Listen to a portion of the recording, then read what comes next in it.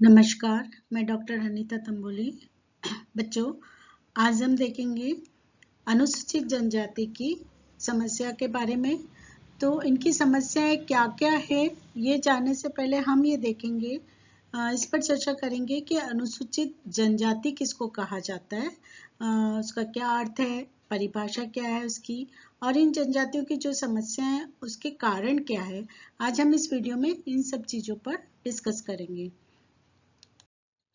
सबसे पहले हम देखें कि अनुसूचित जनजाति का अर्थ क्या है। अनुसूचित जनजाति देखने से पहले हम ये देखें कि जनजाति किसको कहा जाता है। यानी जनजाति वो होती हैं जो अधिकतर भौगोलिक क्षेत्रों में निवास करती है। भौगोलिक क्षेत्र कौन सा? जो कि ऊंचे पहाड़ों पर दुर्गम निवास स्थान पर वो रहती हैं, और जहाँ पर क्या है कि सभ्यता का प्रकाश नहीं पहुंच पाया, और इनको खानाबदोशी, जत्ते, झुंड, गोत्र, भाद्रदल से अधिक विस्तृत और संगठित होती हैं ये। और इन जनजातियों को आदिम समाज, आदिवासी, वन्य जाति, गिरिजन एवं अनुसूचित जनजाति आदि नामों से पुकारा जाता है। यानी जनजाति क्या है? पहले तो अनुसूचित से पहले हम जनजाति देखें। जनजाति किसको कहा जाता है? कि ऐसा समूह जो कि पहाड़ों पर, दुर्गम स्थानों पर निवास करता है, जो कि हम सभ्य समाजों के कॉन्टेक्ट से बिल्कुल दूर है। वो उनकी अपनी संस्कृति होती है, अपना उनका आर्थिक राजनीतिक संगठन होता है। तो ऐसे जो समूह हैं, ऐसी जो जनजातियां, ऐसे समूह हैं, उनको कि हम जनजाति कहते हैं। और इसीलिए इनको, जो कि आदिम समाज से, हमारे सभ्य समाज से बिल्कुल अलग है, इनको हम आदिम समाज के नाम से भी जानते हैं, आदिवासी के नाम से भी जानते हैं। वन्य जाति क्योंकि ये वन में, जंगलों में रहती हैं। गिरिजन यानी ये पहाड़ों पर, दुर्गम स्थानों पर निवास करती हैं, इसलिए इनको हम जनजाति कहते हैं। अब प्रश्न ये उठता है कि अनुसूचित जनजाति क्यों कहा जाता है। तो चूंकि ये बहुत दुर्गम स्थानों पर रहती हैं, पहाड़ों पर रहती हैं, और इनमें कई प्रकार की समस्याएं हैं, और उन समस्याओं को दूर करने के लिए, उनको हमारे सभ्य समाज के बराबर लाने के लिए हमारे संविधान में, संविधान निर्माताओं ने इनके लिए विशेष योजनाएं शुरू की, इनके उत्थान के लिए प्रयास किए। और आज भी हम देखें कि हमारी सरकार, हमारे संविधान में जो विशेष प्रावधान किए गए हैं इनके लिए, और इनके समय समय पर इनके लिए कई योजनाएं चलाई गई हैं। तो ऐसी कौन सी समूह हैं जिनको कि उत्थान की जरूरत है, इनको आगे लाने की आवश्यकता है, इनके लिए विशेष योजनाएं चलाने की आवश्यकता है। तो ऐसे समूह को आइडेंटिफाई करके उनकी एक सूची बनाई गई, इसलिए इनको हम अनुसूचित जनजाति कहते हैं। तो इसलिए इसको अनुसूचित जनजाति के नाम से भी पुकारा जाता है, क्योंकि ये इनकी एक सूची बनाई गई है और एक शेड्यूल बनाया गया है इन ट्राइब्स समूह का, इसलिए इनको हम अनुसूचित जनजाति कहते हैं। समझ में आया? जनजाति किसको कहते हैं? जो पहाड़ों पर, दुर्गम जगहों पर निवास करती हैं, जो आदिम हैं, आदिम समाज से रिलेटेड हैं, और उनके उत्थान के लिए, उनको आगे बढ़ाने के लिए, उनको बराबर का दर्जा देने के लिए, उनके विकास करने के लिए उनको आइडेंटिफाई किया गया और उनकी एक सूची बनाई गई, इसलिए हम उनको अनुसूचित जनजाति के नाम से जानते हैं। जैसे डॉक्टर घुरिये ने इनको पिछड़े हिंदू के नाम से भी पुकारा है। इस बैकवर्ड हिंदूज के नाम शब्द का प्रयोग किया है डॉक्टर घुरिये ने। अब हम इसकी परिभाषा देखें तो परिभाषा से ये और स्पष्ट हो जाएगा कि अनुसूचित जो जनजाति है, वो जनजाति किसको कहा जाता है। जैसे हम ये परिभाषा देख रहे हैं डॉक्टर मजूमदार के अनुसार, तो एक जनजाति परिवारों या परिवारों के समूह का संकलन होता है। यानी एक जनजाति के अंतर्गत कई परिवार रहते हैं, कई परिवारों का संकलन होता है, जिसका एक सामान्य नाम होता है। यानी हर एक जनजाति का एक नाम होता है, जिसके सदस्य एक निश्चित भूभाग में रहते हैं। यानी एक निश्चित, एक पहाड़ों पे रह रहे हैं, या वन में रह रहे हैं, जंगलों में रह रहे हैं, तो एक निश्चित भूभाग पर वो पूरे जनजाति परिवार रहते हैं।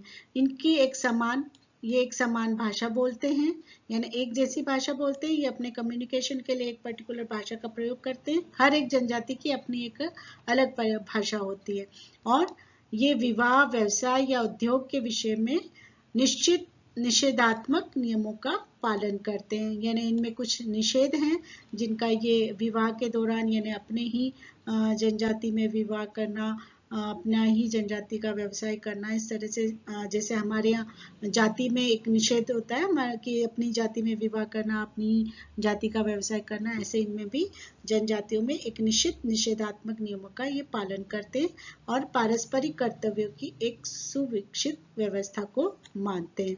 तो इस तरह से हम देखें कि जनजाति क्या है, परिवारों का, बहुत सारे परिवारों का एक संकलन है जिसका एक नाम होता है और वो एक निश्चित भूभाग में रहती है, उसको हम जनजाति के नाम से कहते हैं। तो जैसे हम देखें कि उपरोक्त परिभाषाओं से स्पष्ट है कि एक जनजाति एक ऐसा क्षेत्रीय मानव समूह है जिसकी एक सामान्य संस्कृति, भाषा, राजनीतिक संगठन और व्यवसाय होता है जो सामान्य अंतर विवाह के नियमों का पालन करता है।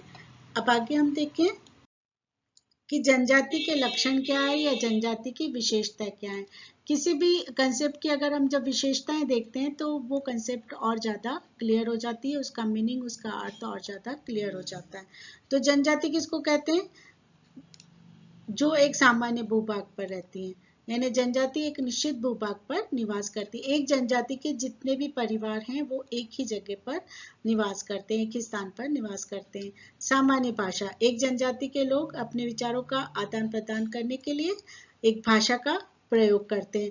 लेकिन अब जैसे सभ्य समाज के अब संपर्क में आने लगी हैं जनजातियां, तो ये द्विभाषी भी हो गई हैं, यानी इनकी अपनी एक भाषा और जो जिस समाज के या जिस लोगों के संपर्क में आई उनकी भाषा भी वो बोलने लग गई। विस्तृत आकार, जैसे हम देखें कि एक जाति कई परिवारों का मिश्रण होता है। ये कई वंश, समूह या गोत्र पात्र दल के होते हैं, यानी एक गोत्र के सभी परिवारों के समूह एक साथ रहते हैं, एक ही निवास स्थान पर रहते हैं, एक ही एरिया में पर्टिकुलर एक ही भूभाग पर निवास करते हैं। हम देखें अंतर्विवाह होती है। इसका एक विशेषता है कि एक जनजाति सदस्य अपनी ही जनजाति में विवाह करता है। फिर हम देखें इनका एक नाम होता है, पर्टिकुलर हर एक जनजाति का पर्टिकुलर एक कोई नाम होता है जिससे वो पहचानी जाती है। फिर हम देखें इसकी विशेषता, सामान्य संस्कृति, कॉमन कल्चर, यानी एक जनजाति के सभी सदस्य एक जैसी संस्कृति, उनके रीति रिवाज, उनकी जो प्रथा, लोकाचार, नियम, उनके जो भी खान पान, रहन सहन है, विश्वास, मूल्य आदि है, वो एक जैसा, एक समानता पाई जाती है, यानी सभी उसको फॉलो करते हैं। आगे हम देखें कि आर्थिक निर्भरता, एक जनजाति समूह की क्या विशेषता है कि ये अपने आप में आत्मनिर्भर होते हैं आर्थिक आधार पर, यानी एक जनजाति अपनी सभी आवश्यकताओं की पूर्ति स्वयं कर लेते हैं।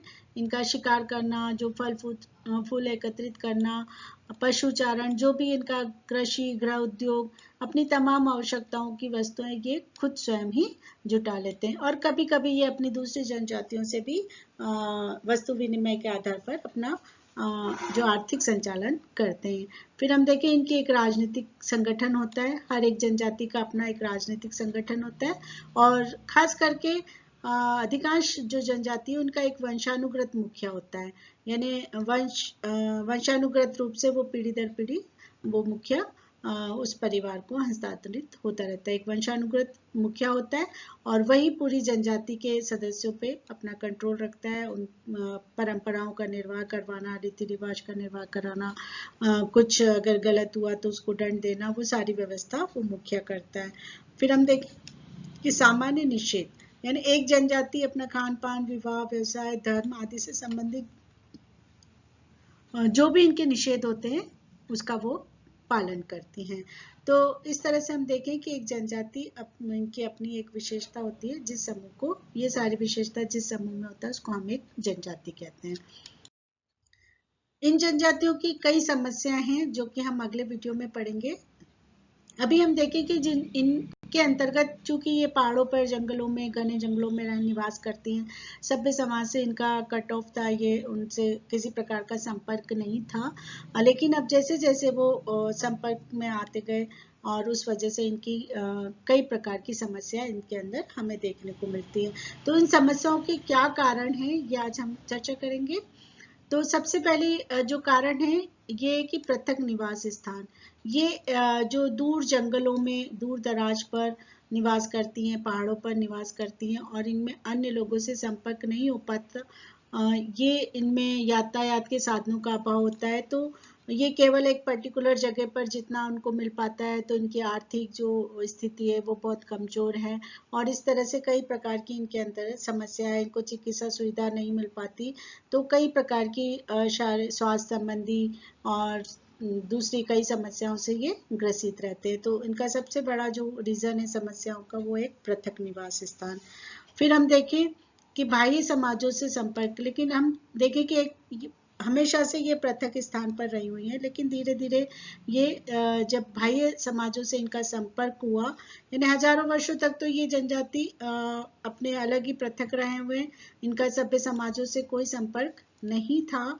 लेकिन जैसे जैसे हमारे सड़कों का निर्माण हुआ, अन्य साधन डेवलप हुए और उसके कारण यातायात का जो हमारे साधन उपलब्ध हुए, तो ये पड़ोसी जो समाज है इनके अपने जो सभ्य समाज है उनके संपर्क में आए और इससे उनके संपर्क में आने से ये उनके कल्चर को भी फॉलो करने लग गए और इस प्रकार से उनके कई प्रकार की समस्याओं का सामना करना पड़ रहा है। फिर हम देखें कि नई प्रशासन व्यवस्था, यानी पहले जो जनजातियां जिन जंगलों में रहती थी, पहाड़ों पर रहती थी, तो वहां पर उन जंगलों पर, उन भूमि पर इनका स्वामित्व था। ये वहां की चीजों को अपने आप उपयोग में लाते थे, उन जंगलों भूमियों को अपने हिसाब से वो उपयोग करते थे। उसको खेती जो उनकी जो होती, खास करके उनकी जो खेती थी, स्थानांतरित खेती, वो अपने जंगलों में वो करते रहते थे। लेकिन बाद में जब स्वतंत्र ये जो बाद में एक नई शासन व्यवस्था आई और उस पे कई नियम इनके ऊपर लागू हो गए। ये अपनी उस जंगल को नहीं काट सकते, भूमि को उपयोग नहीं कर सकते, कई नियमों से इनमें कई प्रकार की समस्याओं का सामना करना पड़ा। फिर हम देखें जनजातीय क्षेत्रों में कई वन संपदा हैं, खनिज पदार्थ हैं और उस वजह से वहां पर कई उद्योगों का विकास शुरू हुआ। अब नए समय में हम देखें कि इन जंगलों में जहाँ पर ये जनजातियां रहती थी पहाड़ों पर, तो वहाँ कई प्रकार के उद्योगों का निर्माण हुआ और उद्योगों के साथ ही जो हमारे औद्योगिक मजदूरों का जो समस्या है वो समस्या इनके अंतर्गत आने लगी, क्योंकि ये वहाँ की जनजाति लोग श्रमिकों के रूप में वहाँ उन उद्योगों में काम करने लगे, तो इनका शोषण शुरू हो गया। तो ये कई प्रकार की समस्याओं से ग्रसित होने लग गए। फिर हम देखें बाह्य लोगों के द्वारा शोषण, यानी जब कई उद्योगों का विकास हुआ, यातायात की सुविधाएं बढ़ी इनके जनजातीय क्षेत्रों में और नई शासन व्यवस्था लागू हुई, तो इसकी वजह से बाह्य लोगों का आवागमन शुरू हो गया और उन लोगों ने इन जनजाति लोगों का शोषण शुरू कर दिया। कई प्रकार से इनका शोषण किया। जो पूंजीपति लोग हैं, दूसरे लोग वहां पर गए, साहूकार गए, ये ऋणग्रस्तता इनमें आ गई। इनके जो महिलाएं थी उनके साथ जो बाहरी लोगों ने उनको कई प्रकार से उन पर अत्याचार किए। तो इस तरह से कई समस्याओं से, कई रोगों से ये पीड़ित होने लगे और इस तरह से समस्या से ग्रसित हुए। तो हम देखें कि कुछ ऐसे, जब ये पहाड़ों जंगलों में रहती थी तब इनकी अपनी अपना सामाजिक, आर्थिक, राजनीतिक संगठन अपने हिसाब से ये लोग रहते थे। उसके बाद धीरे धीरे ये नए सभ्य समाजों के संपर्क में आने के साथ ही इनमें जो सभ्य समाजों की एक तो ये अपने कल्चर को नहीं छोड़ पा रहे थे और दूसरा ये नए कल्चर को भी अपना रहे थे, तो उस आधार पर इनमें कई प्रकार की समस्याओं का इनको सामना करना पड़ रहा है। इनमें क्या क्या समस्याएं हैं ये हम अगले वीडियो में देखेंगे। Thank you.